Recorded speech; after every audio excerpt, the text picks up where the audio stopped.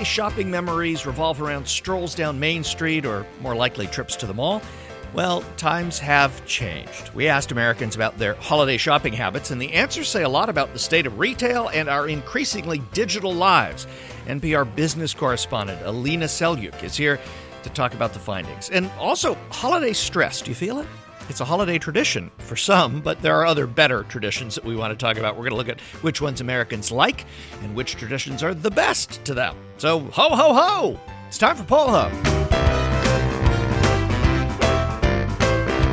And hi, everybody. Welcome to Poll Hub. I'm Jay DeDapper, Director of Innovation here at the Marist Poll. And I'm Barbara Carvalho, Director of the Marist Poll. And I'm Miringoff, Director of the Marist College Institute for Public Opinion. And it wasn't that long ago that when we thought about holiday shopping, we thought about going to the mall or maybe going down to Main Street if you lived in a small town. But things have really changed. And part of that is the digital, explosion, the Amazons of the world and all of that. And we have been polling a lot of questions about this with NPR, and so we want to talk about that today. Yes, and we'd like to welcome Alina Selyukh, who's business correspondent at NPR. Welcome, Alina. Thanks for having me. I am excited to talk about the thing that I follow the most, which is how we shop. Yes, and Jay mentioned the fact that things have changed a lot. Just to characterize this, just for our listeners, just a bit.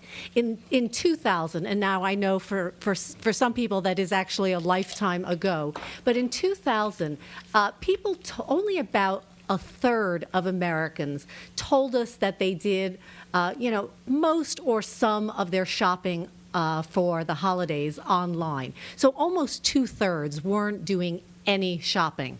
Now that's completely flipped. We see only about fewer than 3 in 10 Americans don't shop online. What is your reaction to that? Are you surprised by that, or does that make complete sense to you? It makes complete sense to me. Online shopping is still a small portion of all of the shopping that we do. Think about your groceries, your household goods. A lot of people still go to their corner store, their closest grocery store, supermarket for those items. But in the kind of specialty products, things that you might be buying for Christmas that are unique, that are personalized, people are increasingly turning to the internet. And now, with this massive rise of Amazon, you can essentially find anything on the internet. Amazon started it, but now companies like Target and Walmart have followed suit.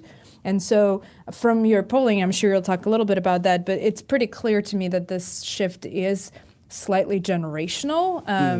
Sort of folks who are younger, under 30, under 45, tend to gravitate toward the internet, and the advent of the cell phone, the smartphone, this sort of thing that's at your fingertips really drove it in. One of the topics I talk about a lot during the Black Friday coverage is this new rise of, shopping at home right after Thanksgiving dinner on your cell phone, on your iPad, that sort of thing. Well, as the Luddite of the group, I'm always fascinated by this kind of trend and how people, like you say, pick up the phone or go online, and it seems to be all there. Are the things that are most easy to find through digital, and some things like you would not go near a digital mechanism to purchase mechanism? What's a mechanism? A device. I don't know what a mechanism is. What's the question here, Lee? I'm missing it. The question is, does some stuff work well with these modern technologies and other things you purchase just don't work so well? There you go. It's fascinating to watch this kind of shift. I think I know exactly what you're talking about. To give you an example. That's good, because I don't think I did. To give you an example, a couch or a refrigerator. Maybe 5-6 years ago, you would be hard-pressed to find someone who would be brave enough to say, you know what, I'm totally going to order that on the internet and hope for the best. Me. Right? And yet, in the past, those 5 years or so, people have gotten comfortable with shopping for really big-ticket items on the web. And again, Amazon is part of that. They've sort of built this, increasingly trusted brand that has allowed them to get away with these types of purchases, but other companies have followed suit and started giving special discounts on the web for their big items. I'll give you an example. I pretty much renovated my entire bathroom shopping on the internet. I ordered a giant vanity from Home Depot online. It was scary, but it was extremely convenient. It was so convenient. Yeah, because you could avoid the crowds that way in exchange for maybe not being able to test it out. But if people have return policies, it doesn't matter. That's definitely a trend that has solidified in the past few years. Let me ask you another question. It's something that you cover, any retail business reporter has been covering, which is this so-called retail apocalypse. Do you see evidence of that? And what I mean by that, for people who think I'm talking about some nuclear bomb going off or something, it's that retailers in stores on main streets and around the country, they're becoming less and less visible. They're disappearing because more and more people are shopping online, and it's being termed the retail apocalypse. Do you see evidence to support that there really is this shift happening in the poll numbers? I mean, in the poll numbers, again, what stood out to me was the generational element of it, that you've got folks under 45 really driving this shift to, I'm going to be spending, I'm going to be buying all or most of my gifts on the internet. And the folks who are sort of saying no thanks are people 60 and older. And these are the people who will go out and shop for a day and find, special items in their local community. And there's kind of a big picture, there's a big conversation about this in retail. And one of the takes that I've heard on this that's one of my favorites is to say retail is not dying, it's only crappy retail that's dying. So there's kind of this idea that the stores that are dying are the stores that have lost their identity, the stores that are in the malls that have just sort of skated through this digital change, this transformation without really adjusting themselves to this idea. You've got this, the conversation about Sears and how the death of Sears isn't really about the rise of Amazon. It's really about Sears losing sight of what it actually was and trying to do too many things all at once. So it's kind of a mixed bag. What does this tell us about employment patterns and also somewhat related to this? The whole issue of trade and tariffs is obviously in the news. Could you weigh in on some of those aspects from, kind of like what policies are going to change as a result and what part of the economy is going to change job-wise as a result of all this? Interesting. So when I think about retail jobs, the big shift there is definitely the rise of the online shopping. Much of the consternation in the retail sector has to do with the loss of jobs to automation, the shift of the jobs from your cash register to the warehouse, which is a completely different physical type of work. And even there, the question is, well, how long will these warehouse jobs exist, and what will they look like 10, 15, 20 years down the road when machines are extremely smart and can eventually learn to do the same types of things that people can do with the dexterity of the hand. So for example, right now, human skills are extremely valuable because people can pack your box. They can, if it's a luxury item, they can pack it in a way that's nice and pretty when you open it. All of this changes when innovation takes shape, and robots will eventually learn to have hands. All of this is a really big picture conversation, and I can tell you economists have been studying the impact of automation specifically on retail jobs, especially you now have cashier-less stores where cameras serve as those human eyes used to, and calculate your purchases as you just walk out, that sort of thing. And economists that have been studying this have not come to a uniform or unanimous agreement as to how exactly the retail workforce will be transformed. There's definitely concerns about job loss in the short term, which will affect especially folks with lower incomes for whom these are primary jobs. One of the things that has struck me, and you alluded to this earlier on in our conversation, was the idea of trust and the fact that Amazon has really built a brand that people can trust. And in fact, in this poll, we see that quite a large proportion of people are using their credit cards not only to pay for holiday gifts, but using them online as well. And as you point out, younger people, 63% of those under 30 plan to use mostly credit to pay for their gifts, and even many people who are older. Although majorities of older Americans still use cash, but what are the implications of this whole movement to really paying with plastic and paying electronically? We also see that people are more likely to use digital pay to pay online as well. Well, I'm actually extremely curious where this digital pay goes. The question that you asked listed Apple Pay, Visa Pay, PayPal.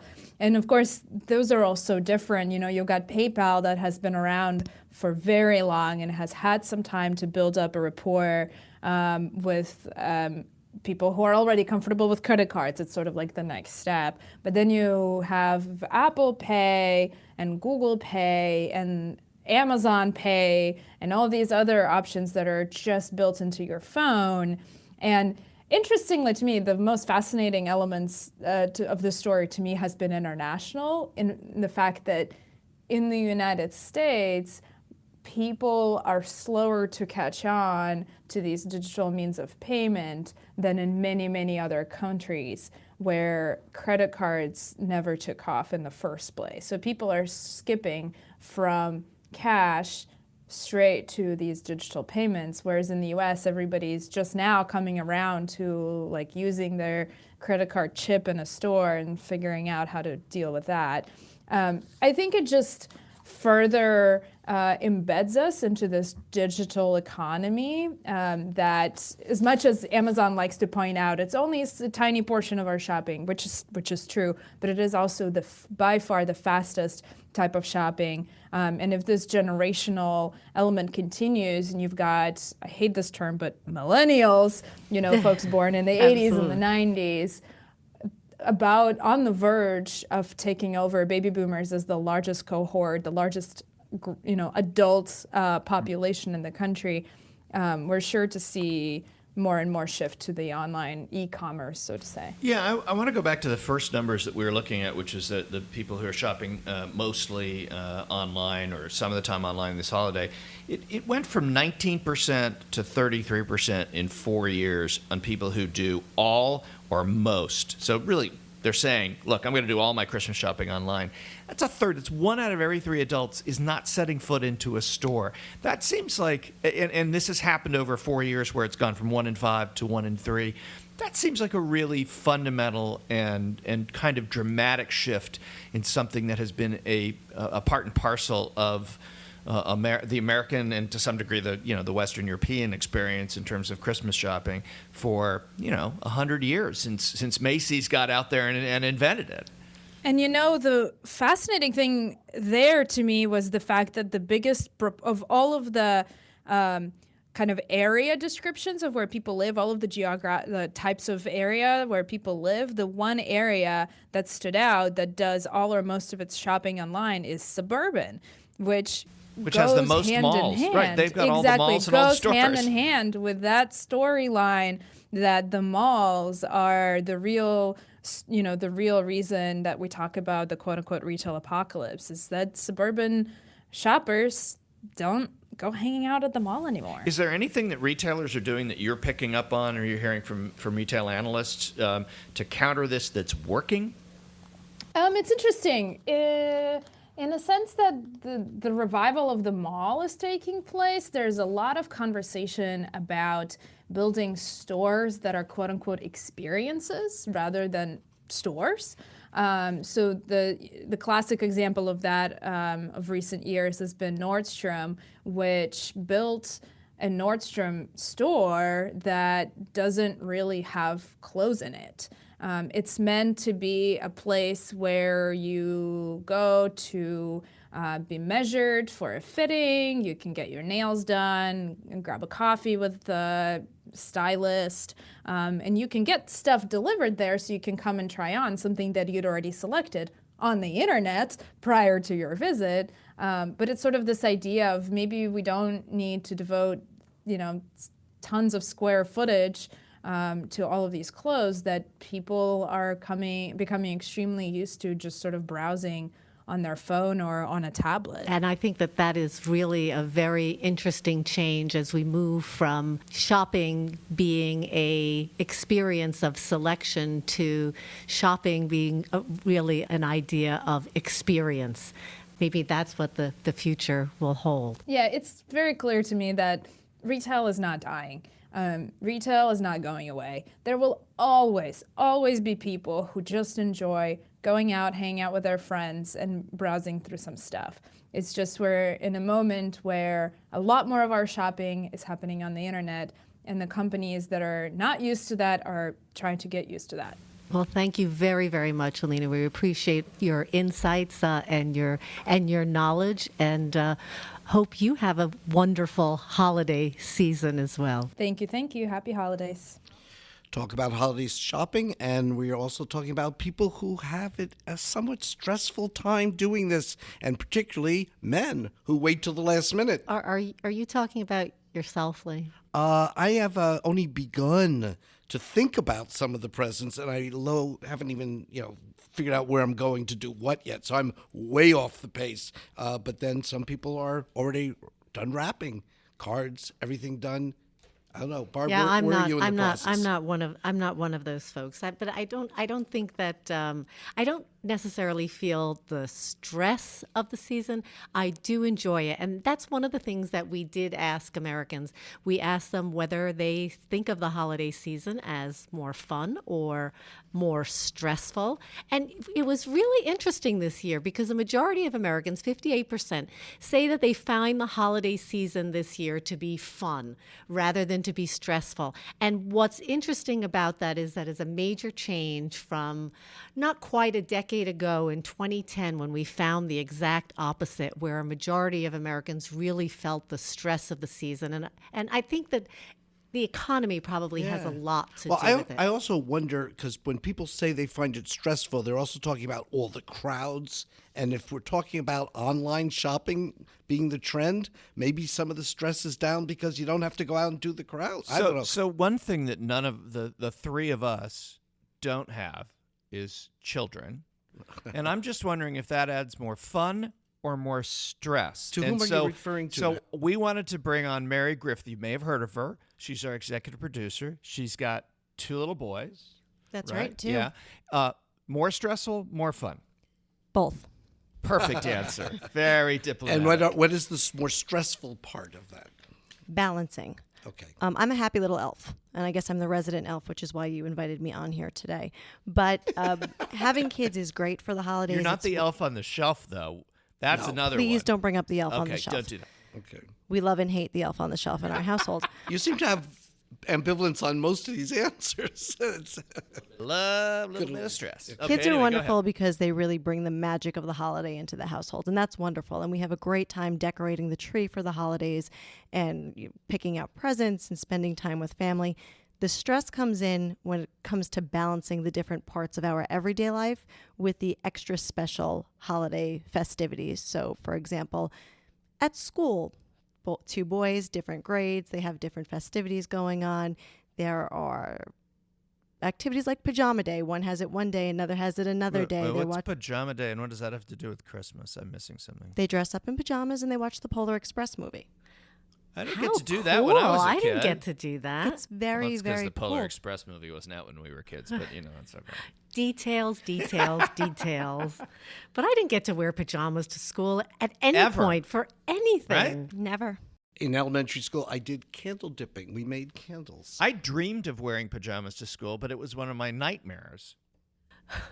I don't want to go into that. No. It's you know, hey, the nightmare where you go to school and maybe you're not wearing pants or something. Everybody's got one of those. That's a kid None of nightmare. us So, are- none of Mary, us are agreeing.